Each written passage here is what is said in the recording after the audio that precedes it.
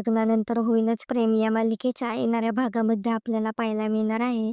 पार्थ, काव्या, जीवानंदिनी हे पूजेला बसलेले असतात. गुरुजी त्यांना पूजेची विधी करायला सांगतात. जीवानंदिनी सगळे विधी करत असतात. ते चौघेही मनाविरुद्ध पूजेला बसलेले असतात. पार्थच्या डोक्यामध्ये डिवोर्सचा विषय असते. पूजा झाल्यानंतर जीवानंदिनी आणि पार्थ आणि काव्या हे कोर्टामध्ये जाणार असतात. पार्थच्या डोक्यामध्ये तेच चालू असते.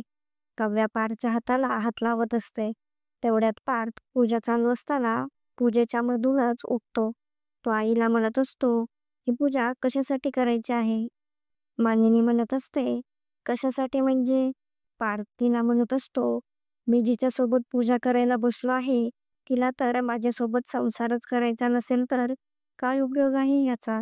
पार्थ सगळ्यांसमोर नकळतपणे काव्याला माझ्यासोबत संसार करायचा नाही असं सांगतो. त्यामुळे आता घरातल्या सगळ्यांना संशय आलेला असतो. नक्की पार्थ आणि काव्यामध्ये काहीतरी झाले आहे.